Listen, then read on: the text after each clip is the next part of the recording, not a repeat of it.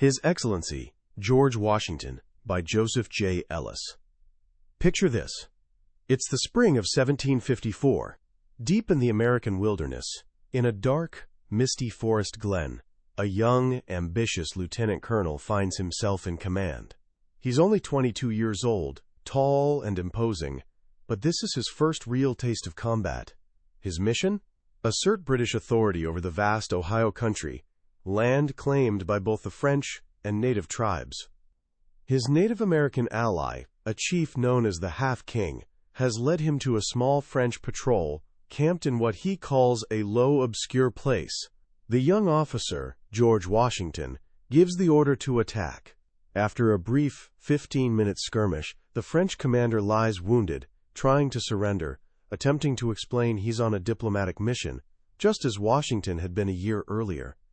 But before Washington can fully grasp what's happening, the Half-King steps forward. He walks up to the injured French commander, says in French, "Thou art not yet dead, my father," and sinks his hatchet into the man's skull, splitting it open.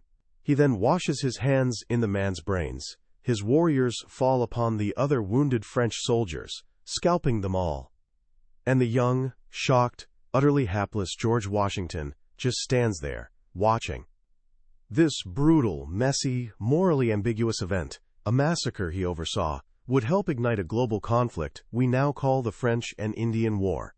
This wasn't the marble statue of a man we see on our dollar bills. This was a young man in way over his head, whose first command ended in bloodshed and controversy. So how does a person go from that moment, a moment of confusion, failure, and complicity in a massacre, to becoming the single most indispensable figure in the founding of a nation? How does he transform from a man driven by raw ambition and hunger for land into a leader known for his unshakable self-control and virtue? That's the incredible story at the heart of Joseph J. Ellis's Pulitzer Prize-winning biography, His Excellency, George Washington. This isn't just a book about a president. It's a deep dive into the making of a man. It reveals how a person filled with flaws, insecurities, and a volcanic temper learned to master himself before he could ever hope to lead a country. By the end of our journey today, you'll see behind the monument. You'll understand that the greatest leaders aren't born perfect. They're forged in the fires of failure, doubt, and relentless self-discipline. You'll discover the secrets to the one quality that made Washington truly great, his judgment. And you'll see that his story isn't a myth from a distant past, but a timeless lesson in how character is built, one difficult decision at a time. Let's begin. To understand the man who became the monument, we have to go back to the very beginning, long before he was His Excellency. We have to see him as he was, a young man from Virginia, born into a world where life was precarious, and opportunity had to be seized, not waited for.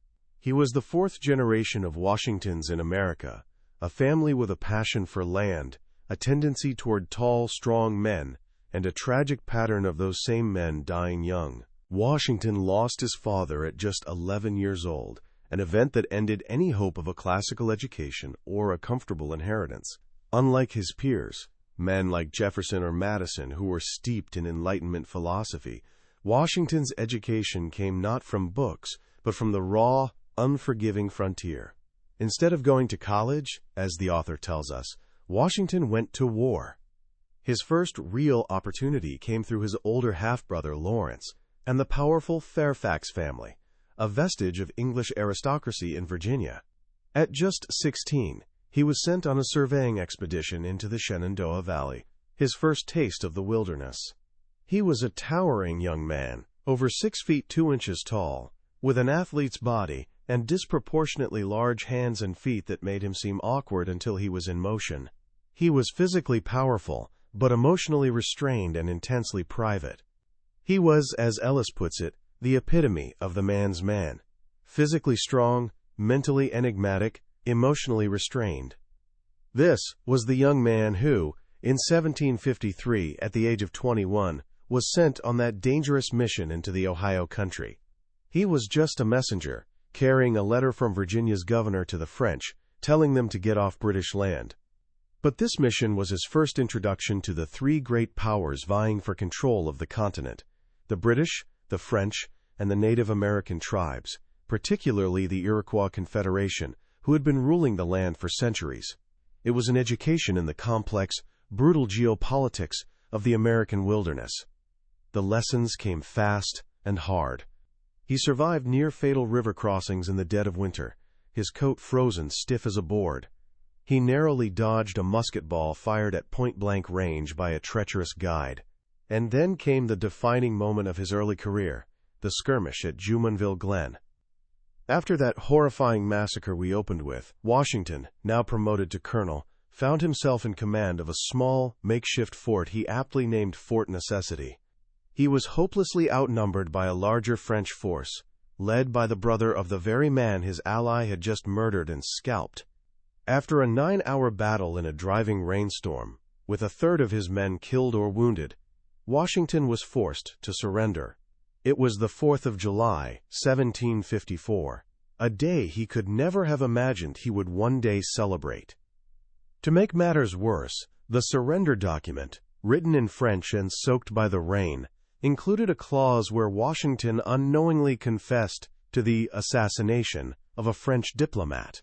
He went to his grave denying he knew the word was in there, but the damage was done.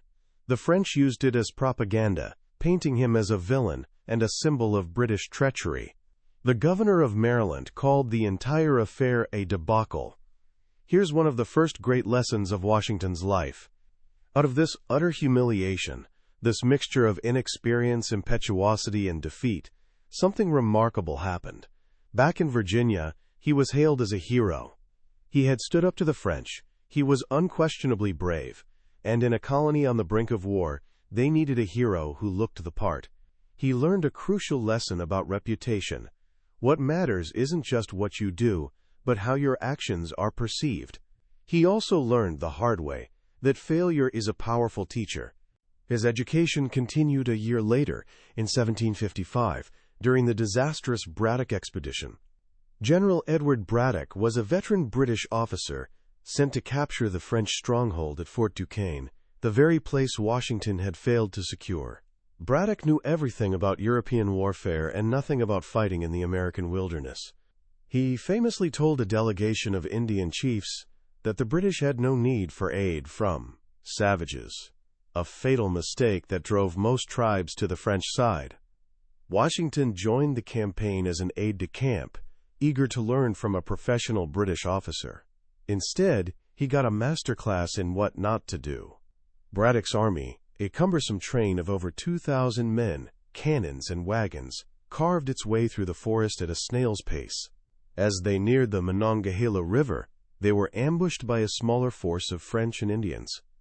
The British regulars, trained to fight in open fields, formed neat rows and were decimated. The Virginia troops, who tried to fight from behind trees, were caught in the crossfire, shot in the back by their own British allies. It was a slaughter. Braddock was mortally wounded. In the middle of this chaos, it fell to Washington to rally the survivors. He rode back and forth across the battlefield, a towering target on his horse. 2 horses were shot out from under him. 4 musket balls pierced his coat. But miraculously, he emerged without a scratch, while, as he put it, death was leveling my companions on every side of me. He had survived another massacre, and once again his reputation soared. He was called the hero of the Monongahela, praised for his courage in a lost cause. Some even began to speak of him as a man of destiny, preserved by Providence for some greater purpose. These early experiences in the wilderness were the crucible that forged the man. He learned that the world was a brutal place. He learned that strategy matters more than bravery. And he developed an almost obsessive need for control, a powerful urge to master the chaotic forces around him, because he had seen firsthand what happens when control is lost. This wasn't something he read in a book.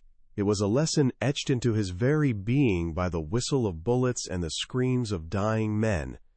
After the Braddock disaster, Washington was given command of the Virginia Regiment, his first true executive role. For the next 3 years, he was tasked with defending a 350-mile frontier with a force wholly inadequate for the job. It was here that his leadership style began to take shape. He was a meticulous micromanager, drafting thousands of orders on everything from building stockades to harvesting corn at a massacred settlement. He was a harsh disciplinarian, ordering 1,000 lashes for drunkenness and hanging deserters from a 40-foot gallows. But he also developed a deep pride in his men, molding them into an elite unit that combined the discipline of British regulars with the forest-fighting tactics of their Indian adversaries. And it was here that he first felt the sting of British condescension. He and his men were fighting and dying for the British Empire, yet they were treated as second-class subjects, paid less than British regulars, and denied the respect they deserved. "We cannot conceive," he wrote in language that foreshadowed the Revolution, "that because we are Americans, we should therefore be deprived of the benefits common to British subjects." This wasn't an abstract political argument for him. It was personal. It was a deep-seated resentment against an authority that refused to acknowledge his merit. His military career in the French and Indian War ended as it began, with frustration. During the Forbes expedition in 1758, the final, successful campaign to capture Fort Duquesne, Washington found himself at odds with his British superiors. He vehemently opposed their choice of route to the fort, believing his own experience on the frontier made his judgment superior. He bordered on insubordination, his letters dripping with contempt for the evil genius of the British command. Though the campaign was ultimately successful, Washington's role was overshadowed by his conflicts. The victory felt hollow. Why was he so combative, so proud, so thin-skinned? Part of the answer, as Ellis reveals, lies in the turmoil of his personal life. At this very moment, he was a young man in emotional chaos. He had just become engaged to Martha Dandridge Custis, a wealthy and attractive widow who would instantly elevate him into the highest tier of Virginia's planter class. It was a brilliant match that would secure his fortune and his future. But his heart belonged to another woman, Sally Fairfax, the wife of his best friend and neighbor. In a series of anguished, convoluted letters written during the Forbes campaign, he confessed his love for her. "'Tis true, I profess myself a votary to love," he wrote, admitting that the lady was known to her. "I feel the force of her amiable beauties, in the recollection of 1,000 tender passages that I could wish to obliterate." This wasn't a man of marble. This was a man of deep, powerful, and forbidden passions. He possessed, as Ellis puts it, a deep-seated capacity to feel powerful emotions. His famous self-control wasn't a natural state. It was a fortress he had to build, brick by brick, to contain the volcanic urges within. He had to master his heart, just as he had to master the chaotic frontier. He chose duty over desire, stability over passion.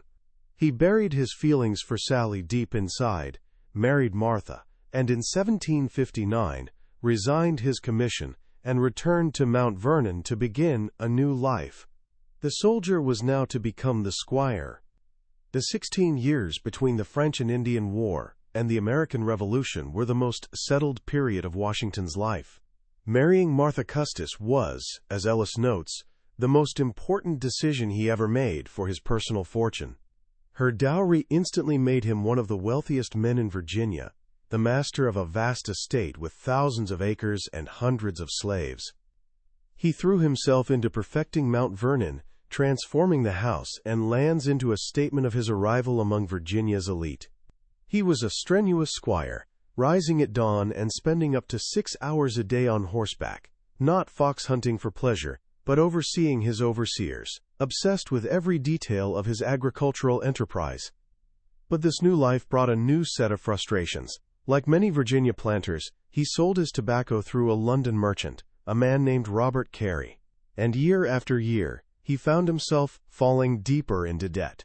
The prices he got for his tobacco were always low, while the cost of the goods he imported from London, clothes that never fit, tools that broke, luxuries for the mansion, kept rising. He began to feel trapped. To Washington, a man obsessed with control and independence, this dependency was maddening. He started to believe the entire system was a conspiracy. designed by British merchants to keep colonial planters like him in a state of perpetual servitude. When he thought of the British Empire, he didn't think of the king or parliament. He saw the face of Robert Carey. It was a personal economic struggle that perfectly mirrored the colony's political struggle. So he did something radical. In 1766, he abandoned tobacco, the cash crop of Virginia, and switched to wheat. He built his own mill to grind it into flour. He built his own schooner to fish the Potomac. He started a weaving operation to produce his own cloth. He was, in his own private way, declaring economic independence from Great Britain long before it was a political reality. He was applying the hard-won lessons of the frontier. If you want to be in control of your destiny, you cannot afford to be dependent on anyone. While he was building his empire at home, his gaze was always fixed westward. He believed the future of America lay in the Ohio country, that vast expanse he had fought for as a young man. He was voracious in his pursuit of Western land, seeing it as the great prize of the French and Indian War. So when King George III issued the Proclamation of 1763, forbidding settlement west of the Appalachians, Washington saw it as a preposterous joke. It was, he said, merely a temporary expedient to quiet the minds of the Indians. He believed that the westward expansion of white settlers was inevitable, and any attempt by a distant government in London to stop it was either foolish or sinister. His pursuit of Western land was relentless. He organized veterans of the Virginia Regiment to claim the bounty land promised to them for their service. He personally led surveying expeditions.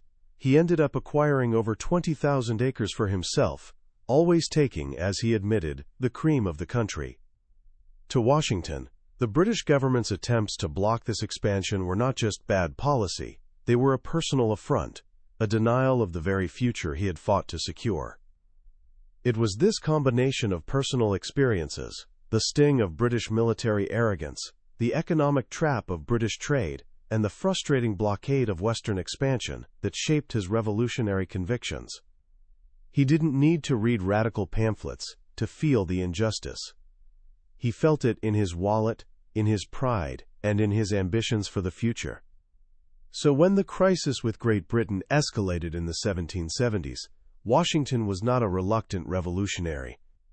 In 1774, after Parliament passed the intolerable acts to punish Boston, he wrote that Great Britain was trying to make us as tame and abject slaves as the blacks we rule over with such arbitrary sway.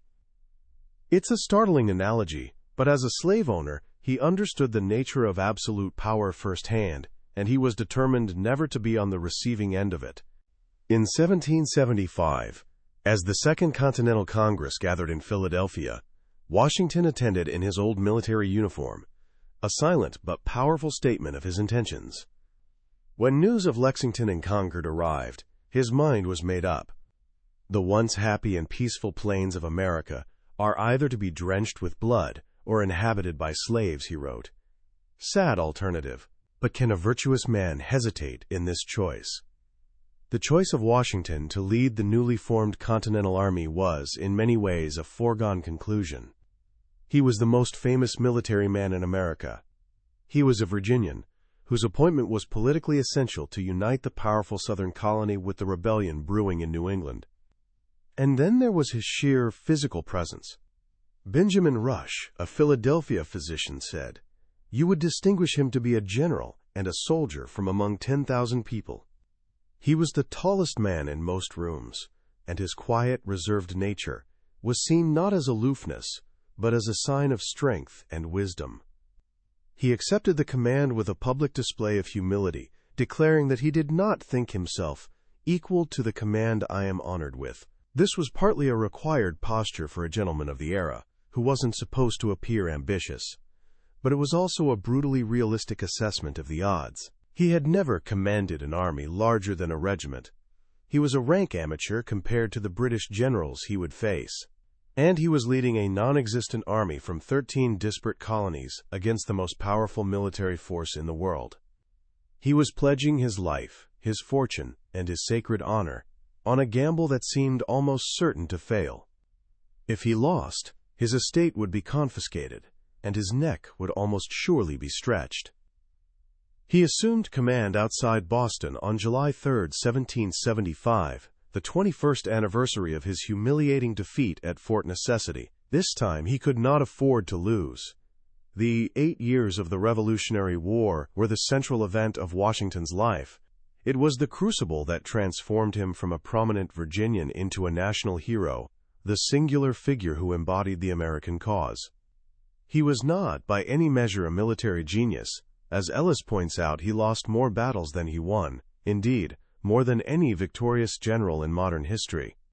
Especially in the early years, his own aggressive nature led him into near-catastrophic defeats. He was saved only by the excessive caution of the British generals opposing him, and by his own remarkable ability to learn from his mistakes.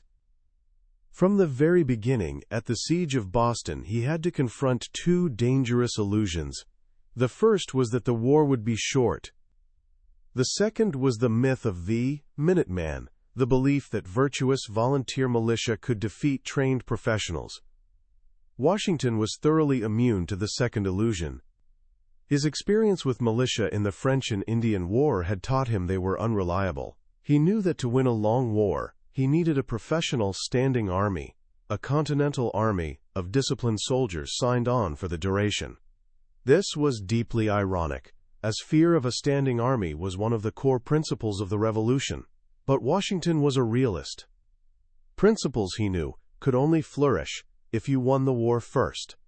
As commander, he became something new, his Excellency. He was no longer just a general. He was the personal replacement for King George III, the new symbol of authority. This quasi-royal status fit his personality perfectly. The man obsessed with control was now the designated sovereign of the revolution. The man who couldn't bear to have his integrity questioned was now the most trusted man in America. His natural aloofness was now seen as essential dignity. The first year of the war ended with a victory of sorts. In March 1776, after a 9-month stalemate, the British evacuated Boston. But this was just a prelude. The real war was about to begin. In the summer of 1776, just as the Continental Congress declared independence, the largest expeditionary force Britain had ever assembled, 33,000 soldiers and sailors, arrived off New York. Washington made one of the worst strategic decisions of his career. Driven by his aggressive instincts and the need to defend the city, he divided his smaller, inexperienced army between Manhattan and Long Island, placing them in a hopelessly vulnerable position. The British, with their total naval supremacy, could move troops at will and destroy his army in pieces. And that's exactly what they did. The Battle of Long Island was a humiliating defeat. Washington managed a miraculous nighttime evacuation of his surviving troops from Brooklyn, but his army was shattered, and his leadership was in question. His generals urged a full retreat. Instead, Washington dug in at Harlem Heights, resolved not to be forced from his ground while he had life. It was a decision, Ellis writes, that was militarily inexplicable and tactically suicidal. He was saved only because the British commander, General Howe, failed to close the trap. After another devastating loss at Fort Washington, the remnant of the Continental Army fled across New Jersey, dissolving as it went. "I think the game is pretty near up," Washington wrote to Congress. The revolutionary fervor of '76 was dead. The cause was on the verge of extinction. And then came the moment that changed everything. On Christmas night, 1776, in a driving sleet storm, Washington led his small, desperate army across the ice-choked Delaware River. It was an all-or-nothing gamble. He surprised a garrison of Hessian mercenaries at Trenton, winning a stunning and desperately needed victory. A week later, he did it again, outmaneuvering a larger British force under Cornwallis, and winning another battle at Princeton. It was at Princeton that he cemented his legend, riding his white horse between the lines, rallying his troops just 30 yards from the British muskets, emerging once again untouched as men fell all around him. These two victories didn't win the war, but they saved the revolution. They reignited American morale and served as a defiant gesture that the fight was still in him. He had faced the challenge, redeemed his honor, and now he could finally adopt the strategy he should have from the start. A defensive, Fabian strategy. He learned that the way to win the war was not to lose it. The priority was no longer winning battles, but preserving the Continental Army at all costs. This was a difficult shift for a man of his aggressive temperament. He had to learn to become the fox, not the lion. This new strategy was put to the test in the campaign of 1777, as the British moved to capture Philadelphia. Washington fought and lost two major battles, at Brandywine and Germantown. He was outmaneuvered, and his complex battle plans fell apart in the fog of war. While Washington was losing battles in Pennsylvania, a different story was unfolding to the north. Another British army, coming down from Canada under General Burgoyne, was defeated and forced to surrender at Saratoga by an American army commanded by Horatio Gates. It was a tremendous victory, and it brought France into the war on the American side. But it also created a crisis for Washington. Whispers began to circulate in Congress. Why was Gates winning glorious victories while Washington was losing America's capital city? This criticism, which came to be known as the Conway Cabal, questioned Washington's leadership and echoed the doubts in his own mind. He had been forced into a defensive war he hated, and now he was being censured for it. But he held firm. He knew that preserving the army was more important than protecting Philadelphia, or even his own reputation. He had finally, fully accepted his Fabian role. That decision led him to the place that has become synonymous with suffering and perseverance, Valley Forge. The winter of 1777-78 was a nightmare. His soldiers were shoeless, naked, and starving, leaving trails of blood in the snow. The army was on the brink of dissolving. Yet it was at Valley Forge that the Continental Army was truly born.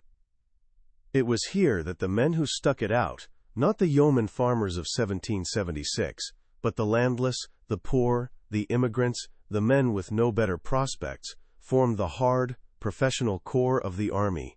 And it was here that an eccentric Prussian officer, Baron von Steuben, arrived and, through sheer force of will, drilled these ragged men into a disciplined fighting force, capable of meeting the British on their own terms. The army that marched out of Valley Forge in the spring of 1778 was a different army. It had survived. And for Washington, survival had always been the prelude to success. The proof came at the Battle of Monmouth in June 1778. In blistering 100-degree heat, the newly trained Continental Army fought the British regulars to a standstill in a conventional, open-field battle. Washington once again displayed his personal courage, rallying retreating troops and facing down a British artillery barrage. The battle proved that his army was now a match for the British. It was also the last major battle Washington would command in the North until Yorktown. The years from 1778 to 1781 were the most frustrating of the war for Washington. The conflict settled into a stalemate in the North, while the main British effort shifted to the South. Washington became obsessed with one single objective, a decisive, war-ending blow against the British stronghold in New York City. It was the scene of his greatest humiliation, and he was fixated on redeeming it. This dream depended on the one thing he couldn't control, the French fleet. Meanwhile, the war effort was falling apart. The continental currency was worthless. The states failed to meet their quotas for men and supplies. Popular support for the war had evaporated. Washington came to a stark realization. The revolution was being lost not on the battlefield, but through political incompetence and public apathy. It was during these dark years that he developed the core political conviction that would define his later career, the belief that the United States could not survive without a strong, energetic national government. The revolution, he realized, wasn't just a war for independence. It had to be a war for nationhood. By 1780, the situation was desperate. The British had captured Charleston, taking over 5,000 American prisoners. Gates's Southern army was annihilated at Camden.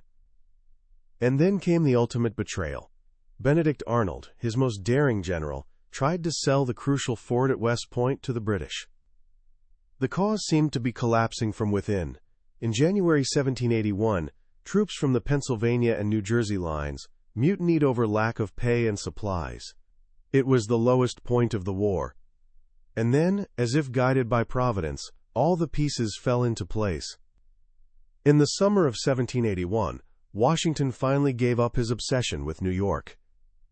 His French allies, Rochambeau and Admiral de Grasse, had convinced him to move south toward Virginia, where a large British army under Lord Cornwallis had recklessly cornered itself on the Yorktown Peninsula. What followed was a masterpiece of coordinated movement. The main French and American armies marched rapidly south, while the French fleets sailed up from the Caribbean to seal the Chesapeake Bay, cutting off Cornwallis's escape route. For the first time in the war, Washington had the naval supremacy he had always dreamed of. The trap was sprung. The siege of Yorktown was primarily a French operation, a textbook exercise in engineering led by the best military engineers in the world. But Washington was in overall command, and on October 19, 1781, he sat astride his horse Nelson as the defeated British army marched out to surrender. The climactic battle he had sought for 6 long years had finally been won. Even then, he didn't believe the war was over. He distrusted the British and insisted on keeping the army at full strength. This led to the final great test of his character. In 1783, with the peace treaty all but signed, a group of his officers, furious at the bankrupt Congress for failing to pay them, plotted a military coup. It was the Newburgh Conspiracy, the moment America came closest to trading a British king for an American military dictator. Washington confronted his officers in a large hall they called the Temple. He gave a powerful speech, appealing to their honor and denouncing any attempt to overturn the liberties they had fought so hard to win. But the truly decisive moment wasn't in the speech itself. As he began to read a letter from a congressman, he faltered. He reached into his pocket and pulled out a pair of new spectacles, something his men had never seen him wear in public. "Gentlemen," he said, "you will permit me to put on my spectacles, for I have not only grown gray, but almost blind in the service of my country." In that single, vulnerable gesture, the plot dissolved. Grown men began to weep. He had reminded them that their sacrifice was shared, and their leader wasn't a god, but a man who had given everything alongside them. It was a masterstroke of leadership, a triumph of character over power. Later that year, after the British had finally evacuated New York, Washington did something that stunned the world. He went before Congress in Annapolis, and in a simple, solemn ceremony, he surrendered his commission and retired to private life. He was Cincinnatus, the Roman general who gave up power to return to his farm. In an age of kings and emperors, this voluntary surrender of power was unprecedented.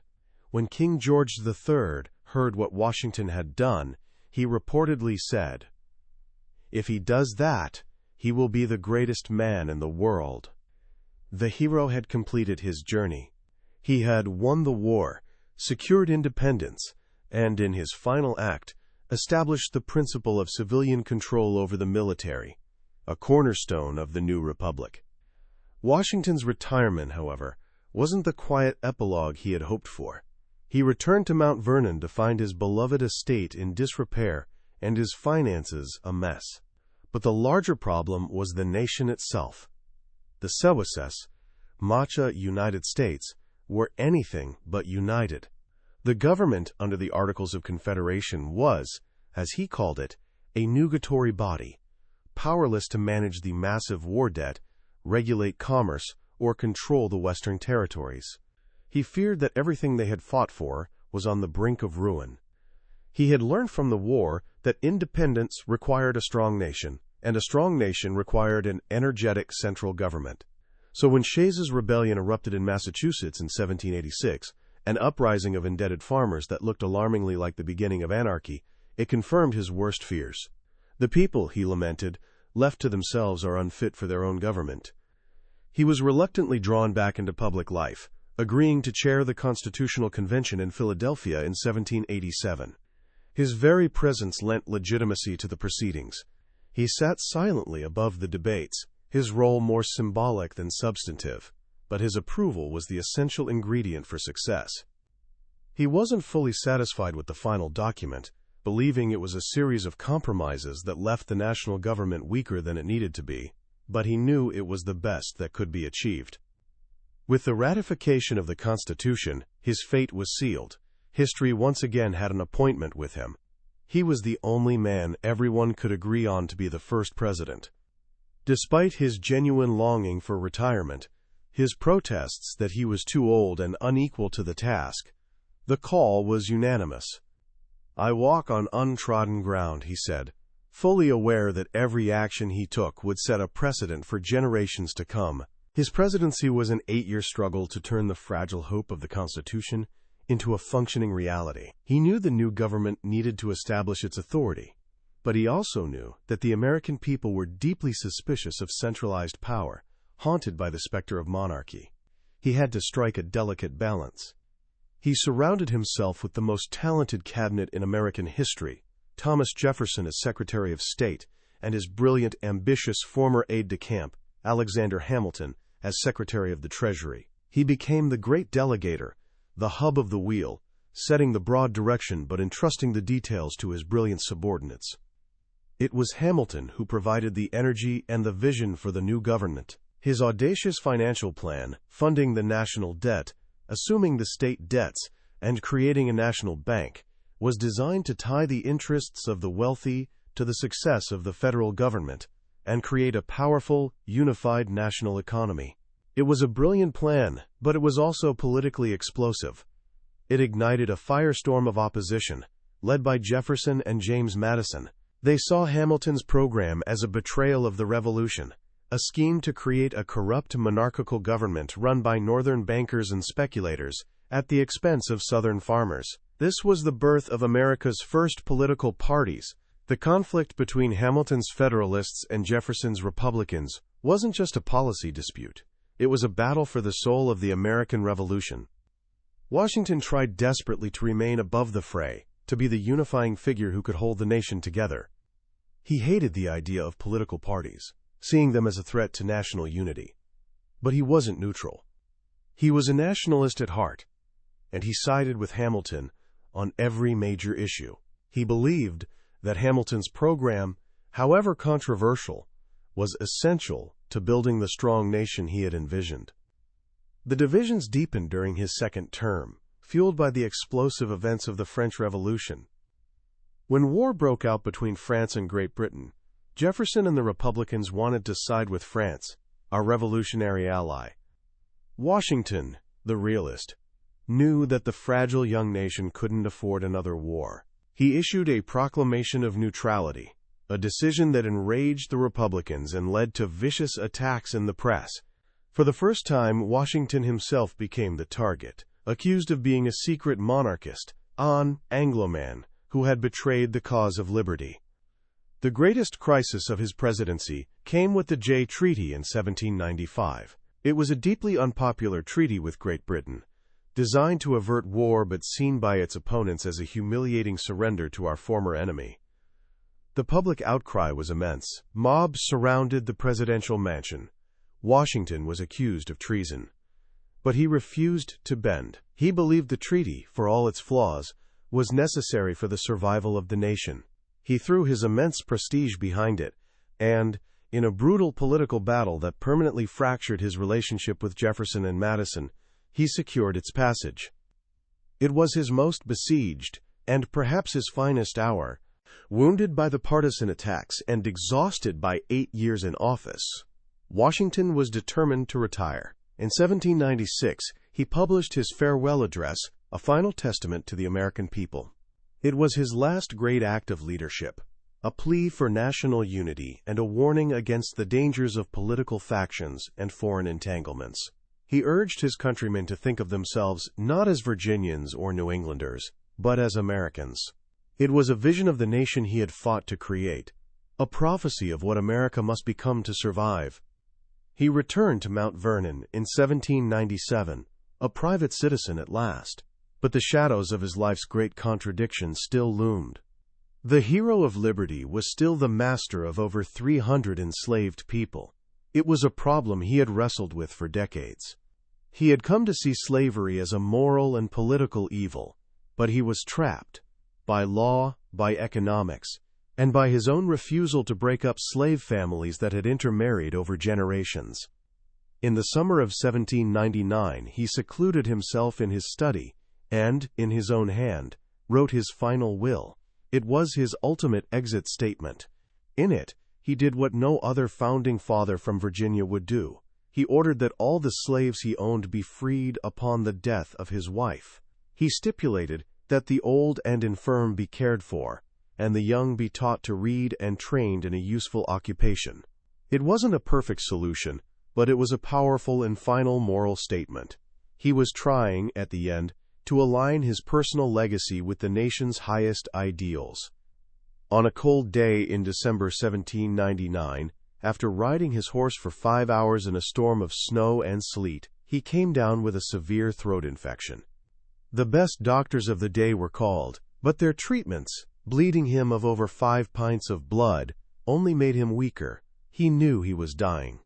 "Doctor, I die hard," he muttered, "but I am not afraid to go." Surrounded by his wife, his aides, and his house slaves, he felt his own pulse as it faded away. His last words were, "'Tis well." In the end, Washington's genius was his judgment. It was a judgment forged not in the libraries of Europe, but in the wilderness of the American frontier, on the battlefields of a desperate war, and in the political storms of a new nation. He was a realist who saw the world as it was, not as he wished it to be. He understood that nations, like men, are driven by interest, not ideals. He knew that power was a dangerous force that had to be seized, tamed, and channeled wisely. And he understood himself. He knew the depth of his own ambition, the fire of his own passions, and he spent a lifetime learning to control them. That struggle for self-mastery was the source of his greatest strength. It gave him the wisdom to surrender power when others would have clung to it, and the foresight to know that his true legacy would be secured, not by what he gained, but by what he was willing to give up. He was that rarest of men, a truly realistic visionary, a prudent prophet, who got the big things right, and in so doing, made the improbable birth of a nation seem, in the end, inevitable. So what do we take away from this incredible life? When you peel back the layers of myth and legend, what's the core lesson that Joseph Ellis wants us to understand about George Washington? I believe it comes down to one powerful idea: character is destiny. Washington's story isn't about a man who was born great. It's about a man who became great through a relentless process of self-creation. He wasn't the most brilliant thinker of his time. That was probably Jefferson or Hamilton. He wasn't the most eloquent speaker. That was Patrick Henry. But what he had, in greater measure than anyone else, was an unshakable character, built on a foundation of realism, self-control, and an unwavering sense of purpose. Think about the failures. He started his career with a humiliating surrender at Fort Necessity. He lost battle after battle in the early years of the Revolution. He was constantly grappling with political backstabbing, a bankrupt treasury, and a public that often seemed indifferent to the cause he was fighting for.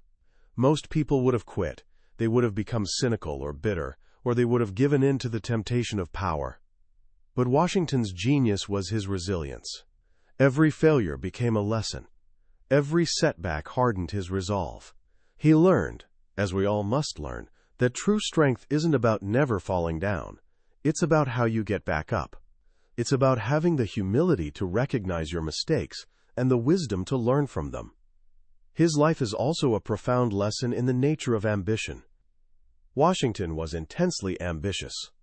He craved honor, reputation, and yes, wealth and land. But what made him different from so many other powerful figures in history, Caesar, Cromwell, Napoleon, was that he learned to harness his personal ambition to a cause larger than himself.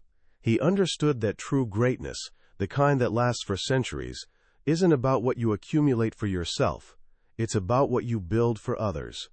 His decision to surrender power, not once but twice, was the ultimate expression of that understanding. He knew that the greatest gift he could give the new nation was the precedent that no single person is indispensable. So how can you apply these lessons to your own life right now? First, embrace the role of experience as your greatest teacher. Washington's wisdom wasn't theoretical, it was earned. Don't be afraid of taking on difficult challenges, even if you might fail. That's where real learning happens. When you do fail, don't just brush it off. Do what Washington did. Analyze it, understand it, and make sure you don't make the same mistake twice. Your setbacks can become your greatest assets if you have the courage to face them honestly. Second, practice the art of self-control. Washington's life was a constant battle against his own fiery passions. He knew that if he couldn't control himself, he couldn't lead others. Start small. Pick one area of your life where you feel a lack of discipline, whether it's your focus, your temper, or your habits, and work on mastering it. That internal strength is the foundation upon which all external success is built. And finally, think about your own legacy. Washington was constantly thinking about how posterity would judge him. Now, that might sound vain, but it's actually a powerful tool for making good decisions. Ask yourself, what kind of person do you want to be remembered as? What story do you want your life to tell? When you start making choices based on that long-term vision, instead of just what feels good in the moment, you begin to build a life of character and purpose. You begin to build a life that matters. That was a deep dive into His Excellency, George Washington, by Joseph J. Ellis. We've explored the major moments and the profound lessons of his life. But honestly, we've only scratched the surface. A summary like this is a map. But reading the book itself is the journey. It's in the small details, the personal letters, and the rich narrative that you truly get to know the man behind the monument. If any part of his story resonated with you today, his struggles, his ambition, his ultimate triumph of character, I wholeheartedly encourage you to pick up a copy. Reading it isn't just a history lesson, it's a mentorship with one of the greatest leaders the world has ever known. You can find a link to the book in the description below. Also, if you found this summary valuable, please take a moment to click that like button and subscribe to our channel. It's a small gesture that makes a huge difference, and it ensures you won't miss our next exploration into another life-changing book from the billionaire's bookshelf. Let's keep learning and growing together.